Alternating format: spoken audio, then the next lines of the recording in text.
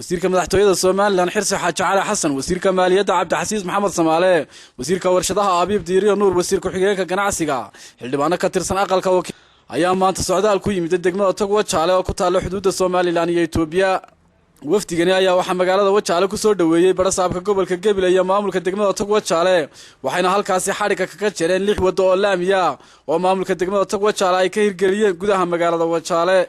wasiirka madaxtooyada Soomaaliland Xirsi Xaaji Cali Xasan iyo wasiirka maaliyadda Cabdixasiis Maxamed Samaale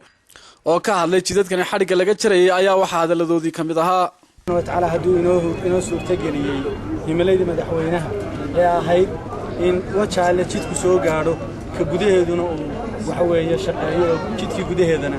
waxa weeye la dhiso laamigi heer Wajaale wixii idin bal qaaday madaxweynuhu waxna way qabsoomay wixii kalena insha Allah taala waa qabsoomaya anana taasaan ku shaqeynayna wadadan Wajaale shalay bay ahayd markii aanu qaadaankii dawladda ee shacabka bay isku ururinaynay halkan ay ahayd hoolkan markaanu ku ururinaynay haday maanta dhabowday oo laamigi la dhigay oo dhabowday xaashir maalintii hore halkan ka hadlay aan lahaa xaajooyana ka soo horeyn wiiska soo bogoyo mar haduu laamigi dhigay xaashir wiiska soo bogoy Tog Wajaale ama silbatay ama siiga ku qaaday soo ma ahayn taas way baabaaday maanta gudaheedu laamidii isku xiriisay min balbala ilaa Wajaale oo wax ka yar 6 kiiloomitir ay harsan yihiin wax qabad kabayn ka naxaysaa jirta wada la sameeyay marka la yiraahdo in baa naxaysa iskuul baa la dhisaday in baa naxaysa maaliyadii baa kordhay oo budgetkii baa kordhay hadii la yiraahdo in baa naxaysa oo muxuu kordhaynaa wax laga naxaway iyagana waxaan leenahay ilaahay qalbigooda hanuuniyaan ilaahay leenahay kiiloomitir magaalada gudaheedii hadii la hagaajiyay wax ka badan baa loo baahan yahay in la hagaajiyo magaalada wax loo baahan yahay jingadahaas inay ka wada laga daayo dhismaheeda oo ay noqdaan guriyo dhagaxa ay wada noqoto hadii alla yiraahdo waanay noqonaysaa Wajaale waa masno. wasiirka warshadaha Abiib Diiriyo Nuur, barasaabka gobolka Gabiley Yuusuf Ibraahim Geedi, gudoomiyaha degmada Tog Wajaale Xaashim Maxamuud Cabdi ayaa ka warbixiyay heerarkii kala duwan ay soo mareen jidadkaasi xariga laga jaray. idan laami hore uma inaa arage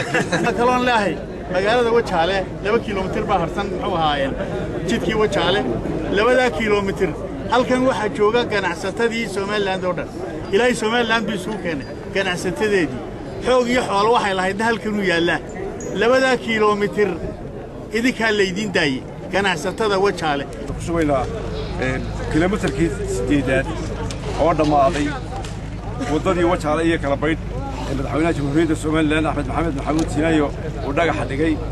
oo imika qarka u saaran Wajaale halka imkaan joogna baabuurta ku ruma jirto waan idinka tusi doonaa baabuurta wada jirta magaalada gudaheeda maantana gaamur baa la dulmaraya waxaas waa wax Ilaahay loogu mahadnaqo weeyaa la shakarta la aziidanakum walaal ka fartafina cadaw lishtii war hadii wax intan ka badan la doonayo loo baahan yahay